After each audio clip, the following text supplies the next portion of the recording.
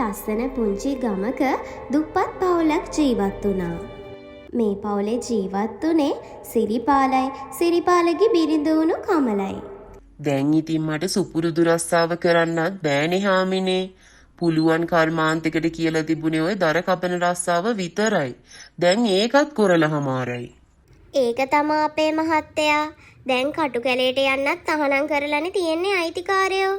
අනික ඔය ගස් කපලා නිකන් හිරේ විලංගුව වැටෙන්නේ මොකටද? නරකද වෙන රස්සාවක් බැලුවොත්. නැත්තම් අපිට බඩගින්නේ තමයි ඉන්න වෙන්නේ. ඒක තමා හාමිනේ. මගේ අතෙත් 7-5ක් නෑ. මං හිතාගෙන ඉන්නේ හෙට නගරයට ගිහිල්ලා කඩේක වැඩට එන්න පුළුවන්ද කියලා හරි බලන්න. ඔය ගියාට ඉතින් උන්දල රස්සාවක් දෙයිද? බලමුකෝ හාමිනේ. අර ජිනදාස මුදලාලිගෙන් ගත්ත ණය ගෙවන්නක් තියෙනවා. උන් දැත් හෙට අනිද්දාටම මෙහෙයි ණය ඉල්ලගෙන යන්න.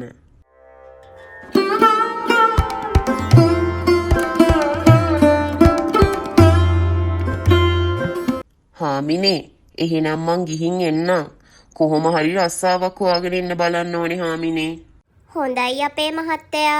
පරිස්සමට ගිහින් එන්නකෝ. දර කපන කැලෑවට යන එක ගමේ උදවියට තහනම් කරපු නිසා සිරිපාලට රස්සාවක් හොයාගන්න නගරයට යන්න සිද්ධ වුණා. ඒ වුණත් සිරිපාල ගියපු කිසිම කඩේක ඇබෑර්ථ තිබුණේ නැහැ. ඉතින් සිරිපාලට ආයිමත් ගෙදර එන්න සිද්ධ වුණා. අනේ අපේ මහත්තයා ආවද? ඒත් මොකද මේ මෙච්චර ඉක්මනට? නගරේ හැම කඩේකටම වගේ ගියා හාමිනේ රස්සාවක් ඉල්ලගෙන.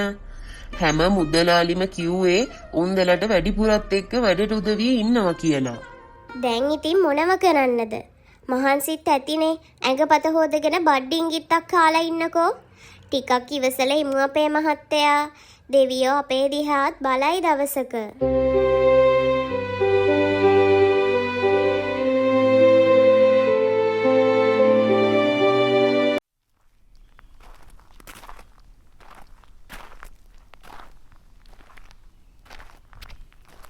සිරිපාල, සිරිපාල, ගෙදර කවුද?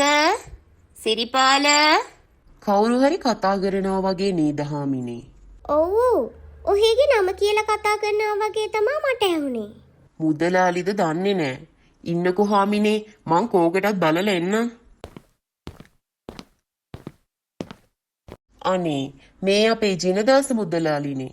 කොහේ යන ගමන්ද මුදලාලි? වෙන කොහේ යන්නද සිරිපාල? ඔහෙලගේ ගෙදරටම තමයි ආවේ. දැන් ඉතින් ණය බේරන්න තියෙන දිනෙත් පහ වුණා නේද? මම මේ ආවේ ණය සල්ලි එකතු කරගෙන යන්න හිතාගෙන.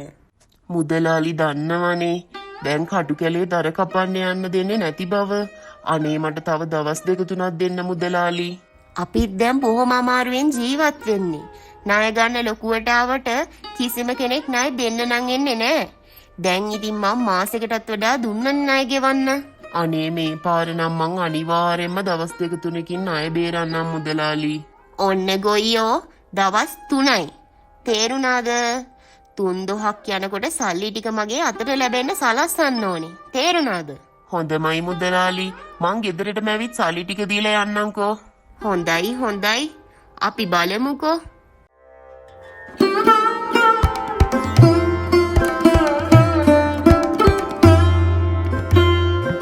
ජිනේ මුදලාලි මොනවද කිව්වේ අපේ මහත්තයා? වෙන මොනව කියන්නද හාමිනේ?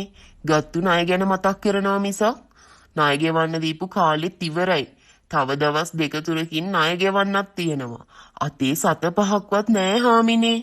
අනේ මන්ද අපේ මහත්තයා. දැන් ඉතින් මොනවද කරන්නේ? මේ අරුංගල් දෙකවත් තියලා කීයක් හරි අරගෙන ණයෙන් පොඩ්ඩක් හරි ගෙවලා දාන්න බලමු. ඔය අරුංගල් දෙකක් තියලා කීයක් ගන්නද හාමිනේ? ඉන්නකෝ මං හෙටත් නගරේ පැත්තේ ගිහිල්ලා කොහොම හරි රස්සාවක් ඉල්ල ගන්නයි හිතන් ඉන්නේ. අනේ මන්ද අපේ මහත්තයා. මට නම් දැන් පිස්සු වගේ.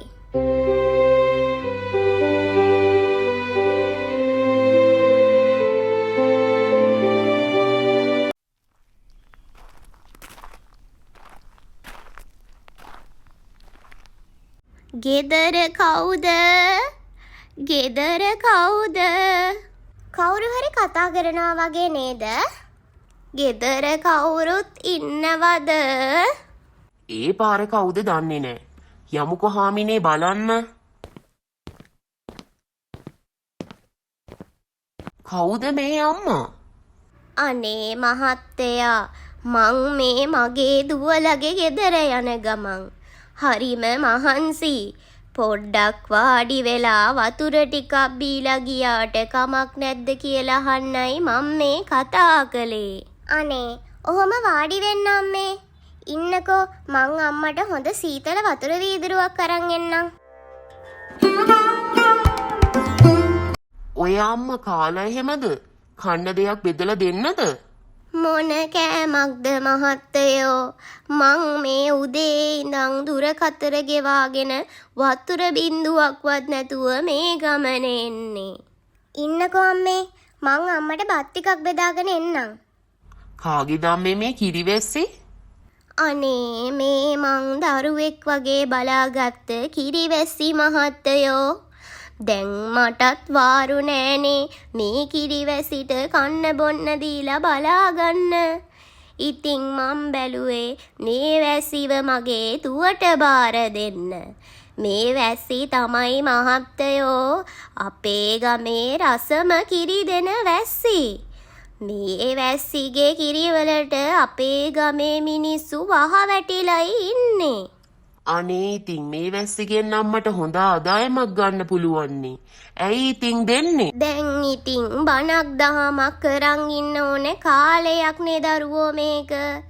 වැස්සිට වෙලාවට කන්න බොන්න දීලා බලාගන්න එපැයි දරුවෝ. මට දැන් ඒව කරන්න තරම් හයියක් නෑ. ආම්මේ කන්න මේ බත් එක කාලා අම්මා ඇතුළට ඇවිත් ටිකක් ඇලවෙන්න. අම්මට දැන් ඔය මහන්සි පිටින් දුවලගේ ගෙදර යන්න බෑනේ. අම්මා අද මෙහි නතර වෙලා හෙට උදේ යන්න. ඔව් ඒක හොඳයි. අම්මට දැන් ඔහොම අමාරුවෙන් යන්නත් බෑනේ. අනේ ඔය දරුවන්ට මං ඉන්න එක කරදරයක් වෙයිද? මොන කරදරයක්ද අම්මේ? ඔන්න ඔහේ අද ඉඳලා විවේක අරන් හෙට යන්න. ඔන්න ඉතින් කමලගෙත් සිරිපාලගෙත් බල කිරීමටම මේ වයසක අම්මා මෙහි නතර වෙලා ඊළඟ දවසේ යන්න තීරණය කළා.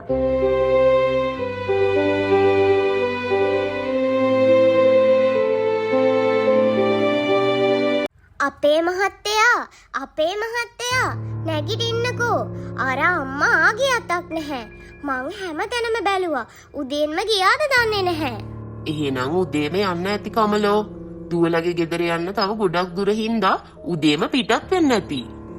එහෙම ගියා නම් අර කිරිවැසි තාම අපේ මිදුලේ ඉන්නේ කොහමද? අනේ මන් දන්නේ නෑ හාමිනේ. මේ උන්දට එකපාරටම මොකද්ද උනේ? මේ වයසක අත්තම්මා සිරිපාලලට කිරිවැස්සිව තියලා පිටත් වෙලා ගිහින් තිබුණා.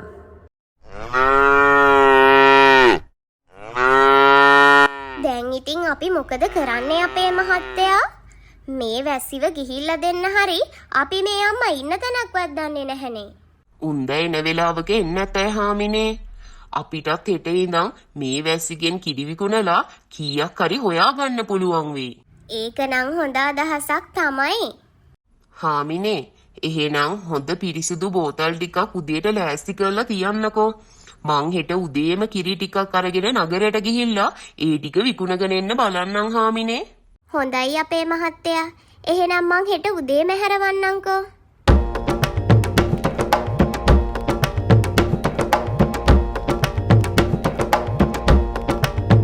ඔන්න ඉතින් සිරිපාල උදේම නැගිටලා වැස්සිගෙන් කිරි දොවාගෙන නගරයට යන්න පිටත් වුණා. කිරි ගන්න. මගේ ළඟ නැවුම් කිරි තියෙනවා. අඩු මිලට කිරි ගන්න.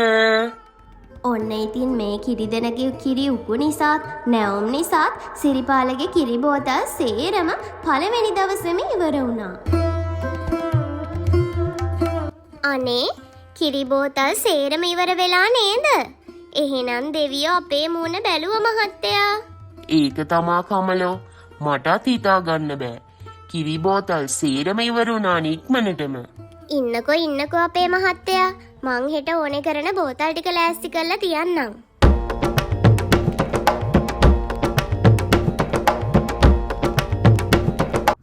ඉතින් එදත් සුපුරුදු විදිහටම සිරිපාල කිරි බෝතල් ටිකත් අරගෙන නගරයට පිටත් වුණා. කිරි ගන්න රසම රස නැවුම් කිරි මගෙන් අඩුවට ගන්න.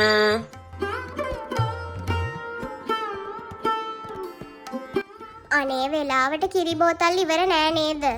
මං මේ බයෙන් ආවේ ඉවර වෙලාද දන්නේ නෑ කියලා.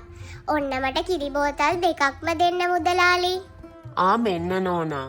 මේ කිරි නම් හරිම රසයි මුදලාලි. මේ වගේ හොඳ කිරි දැන් හොයාගන්නත් අමාරුයි. අනික මේ කිරි හොඳ උකුවට තියෙනවා. එහෙනම් මං ගිහින් එන්නම් මුදලාලි. ඔන්න ඉතින් අද ඊයටත් වඩා ඉක්මනට කිරි බෝතල් ටික සේරම විකුණුණා. මිනිස්සු කිරි බෝතල් ගත්තේ පොර කාලා. සිරිපාලට හිතා ගන්නවත් බැරි ලාභයක් ලැබුණු නිසා සිරිපාල මුදලාලිගේ ණයත් සේරම පියවුවා.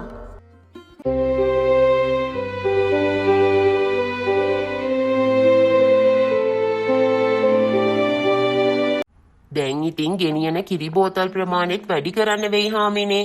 දැන් අපි මෙහෙම ලාභෙට කිරි විකුණලා හරියන්නේ නැහැ. එක්කෝ මේ කිරිවල ගාණ වැඩි කරන්න ඕනේ, නැත්තම් කිරිවලට වතුර ටිකක් මිශ්‍ර කරලා බෝතල් වලට දාලා විකුණන්න ඕනේ. එහෙම කළොත් මිනිස්සු ගනීද? මිල වැඩි කරොත් නම් මිනිස්සු ගන්න එකක් නැහැ. අපිට වැඩි ලාභයක් ගන්න නම් වතුර මිශ්‍ර කරලා විකුණන්න වෙනවා හාමිනේ. එහෙම දෙයක් කළා කියලා මිනිස්සුන්ට ලොකුවට ගාණක් වෙන එකක් නෑ. ඉතින් වැඩි ලාභයක් ගන්න කියලා හිතාගෙන සිරිපාල කිරිවලට වතුර කවලම් කරලා විකුණන්න තීරණය කළා.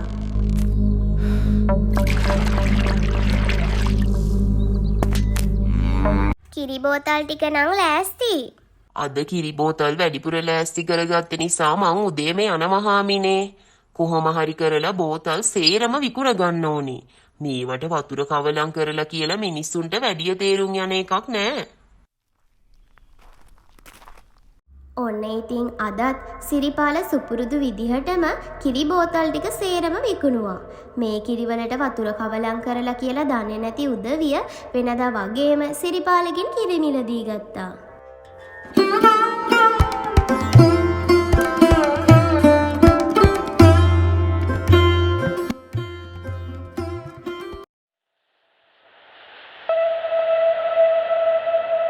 මොනවද මුදලාලි අර විකුණපු ජරාව? අර කිරිවලට වතුර කවලම් කරලා නේද? අඩුම තරමේ කිරි දාලා තියෙන බෝතල්වත් හරියට හොදලා නැහැ.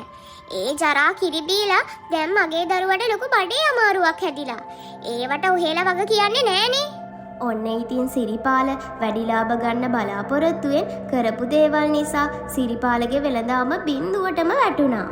වෙනදට පොරකාගෙන සිරිපාලගෙන් කිරි බෝතල් ගත්තු උදවිය කවුරුත් ආයෙමත් කිරි ගන්න නම් ආවේ නැහැ. තිබුණ ආර්ථික ගැටලු නිසා Tamanගේ ගේ උකස් කරලා මුදලාලිගෙන් ආයිත් ණයක් ඉල්ල ගන්න සිරිපාලට සිද්ධ වුණා. නගරේ උදවිය කවුරුත් සිරිපාලගේ කිරි ගත්තේ නැති නිසා සිරිපාල තීරණය කරනවා අල්ලපු ගමේ කිරි විකුණන්න.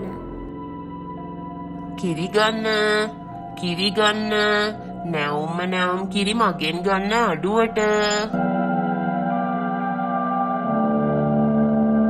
බොල මේ ඉන්නේ අර නගරේ හොර කිරිය නේද? නගරේ ජරා කිරි විකුණුවා මදිවට මිනිස්සු අසනීප කරලා මෙහෙටත් ආවද කිරි විකුණන්න ලැජ්ජ නැතුව. අද මම ඔහෙට. ඔන්න ඉතින් සිරිපාල ගැන දැනගත්ත ගමේ උදවිය සේරම එකතු වෙලා සිරිපාලට හොඳටම තැළුවා. ගුටි කාපු සිරිපාලට හොඳටම තුවාල වෙනවා.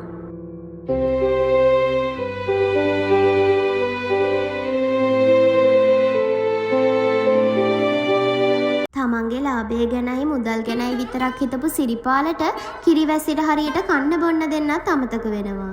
ඉතින් මේ කිරිවැසිව අසනීප වෙලා මිය යනවා.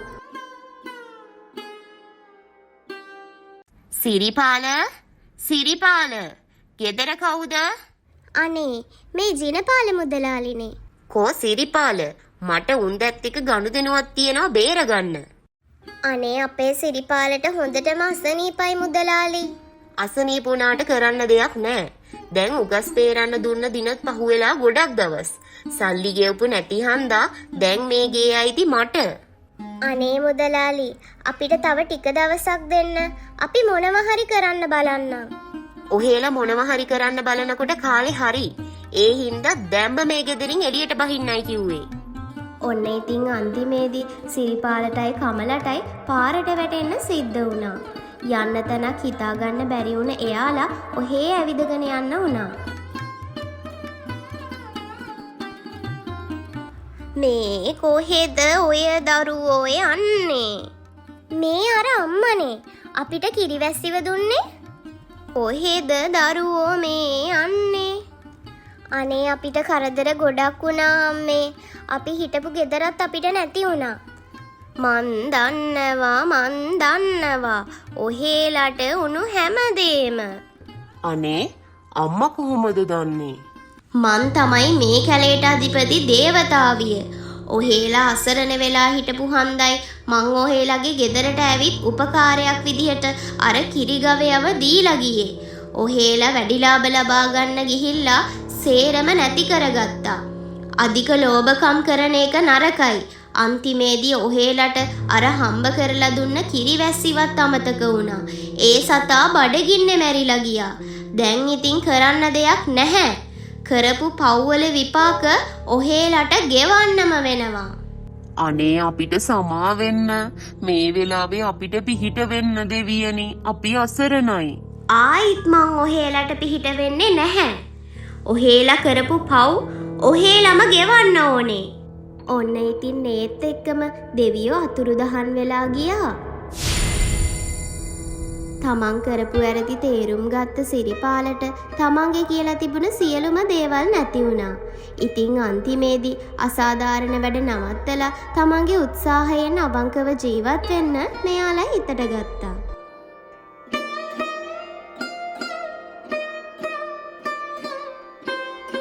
ඔයාලා මේ වීඩියෝ එකට කැමති නම් ලයික් එකක් දාලා මගේ channel එක subscribe කරගෙන යන්නත් අමතක කරන්න එපා.